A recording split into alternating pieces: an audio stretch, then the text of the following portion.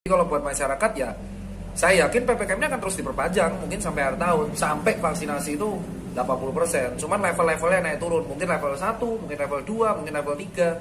Harusnya leveling ini sudah ada sejak tahun lalu. Tapi ya nggak apa-apa lah, lebih baik terlambat daripada nggak dilakukan.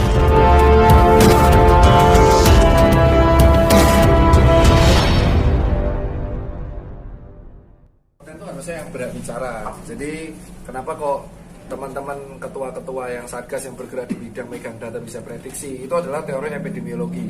Jadi dalam ilmu epidemiologi, berdasarkan perkembangan kasus atau perkembangan data yang terjadi dalam waktu sebulan atau 2 bulan terakhir, itu bisa ditarik atau bisa diprediksi kapan kasus ini akan menurun dan bisa dikendalikan. Jadi kalau dibilang COVID bakal hilang tuh enggak, tapi kalau dikendalikan iya. Berdasarkan apa? Dari data yang dipegang oleh instansi terkait, entah itu satgas ataukah itu Dinkes atau Kemenkes, itu bisa menganalisa, oh dari tren data grafik berarti kayaknya data 2 minggu, 4 bulan, 2 minggu lagi berapa, 4 minggu berapa. Nah, apakah nanti data itu bisa meleset? Bisa, namanya aja analisa atau prediksi. Jadi itu namakan prediksi epidemiologi. Ada lagi? Tapi orang awam akan berpikir, loh ini kok mereka sudah tahu. Nah, soalnya kayaknya jadi kayak bahan mainan. Jadi kalau dari inilah yang harus diterangkan oleh instansi terkait. Jadi jangan sampai prediksi-prediksi ini menjadi titik balik. Contoh, pada tanggal segini COVID akan hilang, tuh nggak boleh. Jadi ilmu epidemiologi itu hanya bisa memprediksi kayaknya turun di berapa bulan lagi. Tapi kalau prediksi pasti tanggal berapa akan hilang tuh nggak bisa. Jadi apakah bakal tergali? Enggak. Namanya aja virus, bisa aja faktornya mutasi, tapi bisa diprediksi. Contoh, kalau kita bertindak seperti ini, vaksinasi akan sengebut ini, berarti di bulan ini kayaknya akan ada terjadi sesuai target 80%. Jadi jangan sampai prediksi-prediksi ini disalahartikan menjadi keputusan pasti, karena namanya prediksi itu bisa aja salah berdasarkan ilmu epidemiologi. Jadi kalau buat masyarakat itu harap tenang, karena itu bisa dijelaskan secara epidemiologi, bukan kayak datanya dimainin. Tapi kalau dikatakan hilang apa enggak, COVID itu nggak akan hilang, tapi bisanya terkendali dan menjadi mungkin bisa terjadi endemis kayak hepatitis A atau mungkin kayak TBC atau mungkin kayak DBD. Artinya bisa musiman kok? Apa? Bisa musiman? Enggak, kalau musiman enggak. Contoh influenza dari tahun 1918 sampai sekarang ada terus. Cuman kemampuan infeksinya akan menurun seiring dengan si vaksin ini yang menyebar dan seiring dengan si virus ini tidak kehilangan inang. Virus itu bisa hidup kalau ada inangnya. Sepanjang inangnya nanti antibodinya kuat, dia nggak bisa membelah diri ya. Akhirnya kemampuan replikasinya menghilang ya, dia akan kemampuannya di situ-situ aja. Akhirnya dia akan kayak influenza. Sebenarnya virus kan nggak hanya COVID, ada influenza, herpes, HSV, HPV, dengue, DBD, dan itu tiap tahun akan bermutasi. Cuman karena kita antibodi udah adaptasi dengan adanya vaksin dan seperti itu, kita akan lebih bisa mengontrol. Jadi harap para pejabat-pejabat terkait ya bertindak sesuai epidemiologi. Tapi kalau dikatakan apakah virus ini hilang tuh nggak hilang. Oke, jadi prediksi dokter itu untuk saat ini PPKM itu kemungkinan besar PPKM itu akan terus sampai akhir tahun, cuman prediksi ya.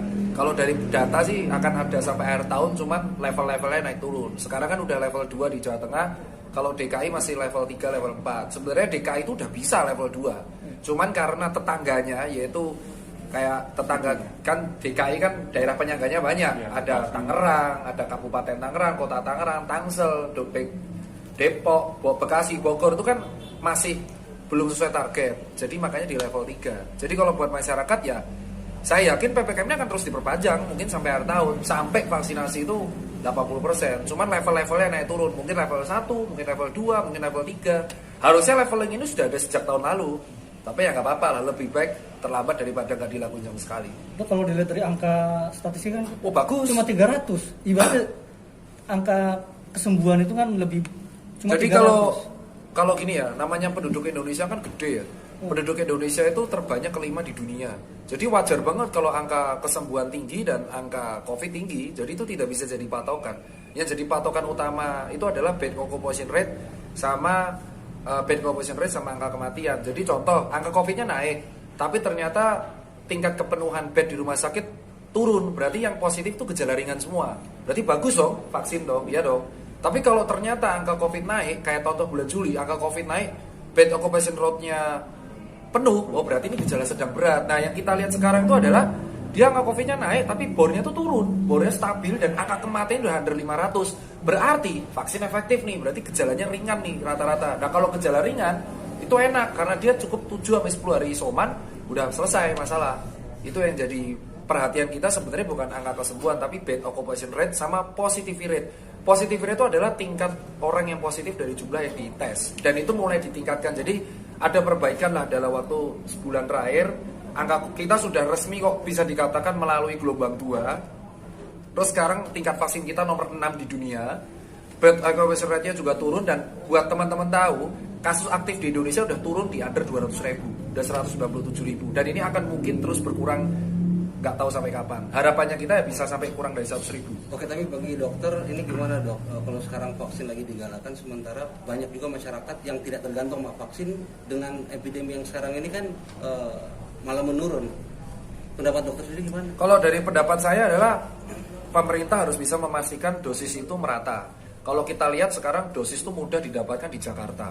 Tanpa KTP DKI pun kita bisa dapat. Tapi kalau kita keluar Jawa, contoh kemarin keluar Jakarta, Lamongan, itu antri banget. Lampung juga antri. Jadi PR sekarang adalah dosis vaksin ini harus bisa didapatkan seluruh rakyat secara merata. Supaya apa? Supaya semakin banyak rakyat yang udah mendapatkan kekebalan sehingga kemampuan infeksi dari virus ini menurun. Kalau dilihat Jawa Bali kenapa mulai stabil?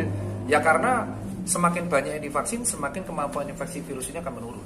Dok, tips untuk selesai isoman. Kadang-kadang masyarakat bingung. Oke. Jadi gini, sebenarnya saya itu termasuk sering ditanyakan, saya melayani telemedicine gratis tiap hari. Jurnalis pun banyak yang tanya. Jadi Anda mau minum jahe, mau minum kunyit, mau minum punir, mau minum apa, protein itu nggak masalah, cuma jangan barengan, karena bahaya buat lambung. Jadi contoh, Anda suka obat-obat herbal, ya nggak masalah, itu diminum secukupnya sekali sehari, tapi jangan dicampur dengan obat yang lain. Nah kalau habis isoman, mau gejala ringan atau berat, orang tuh masih ngerasa lemes, capek, itu akan wajar sampai sebulan. Apa yang harus dilakuin? Satu, sampean makanan seimbang. Jadi nggak hanya nasi, tapi protein. Protein itu bisa dari telur, putihnya, tempe, tahu, kedelai, atau kacang-kacang itu ada protein semua. Sama makan makanan yang berwarna. Contoh sayur-sayuran yang berwarna hijau, yaitu brokoli, wortel, tomat, terong. Itu sangat bergizi buat tubuh kita. Dan mulai olahraga 3 kali seminggu 30 menit per hari. Kalau nanti ngerasa sesek, ampek itu wajar, nggak usah panik. Jadi itu untuk teman-teman isoman. Nah sama buat pemerintah juga, untuk yang luar Jawa, puskesmasnya mulai diurus. Karena puskesmas yang luar Jawa mulai kelimpungan karena banyak warga yang sekarang sudah aktif untuk memeriksakan kesehatannya. Ya, makasih dok. Oh iya, Dok, ini kontroversi vaksin Nusantara sekarang ini kan sudah bisa digunakan. Artinya Kemenkes sudah memberikan izin, tapi ini masih bersifat autologos. Nah, dokter sendiri Kalau untuk vaksin Nusantara, intinya adalah segala produk yang dihasilkan oleh negara Indonesia itu kayak vaksin merah putih. Jangan lupa kita punya vaksin merah putih sama vaksin Nusantara itu harus didukung. Tapi asalkan melalui kaidah-kaidah etika penelitian. Jadi vaksin Nusantara pun saya mendukung asalkan vaksin Nusantara ini dilakukan sesuai penelitian. Sekarang kan lagi fase uji klinis. Ya nggak apa-apa, kita dukung. Dan apapun produk lokal yang sesuai dengan kaidah premis atau kaidah penelitian itu harus kita dukung. Tapi kita juga mengawasi jangan sampai overclaim. Jadi ada 2 vaksin nih, merah putih sama Nusantara. Harapannya sih kalau dua-duanya mengikuti kaidah etika penelitian, ya harusnya tahun depan kita bagus. Karena kan kalau nggak salah hari ini ada statement tahun depan orang yang menengah ke atas disuruh bayar. Harapannya kalau ada vaksin merah putih dan vaksin Nusantara kan menjadi alternatif baru buat para teman-teman kita untuk yang mau booster ataupun mau vaksin itu sendiri. Oke, terima kasih. Iya itu aja.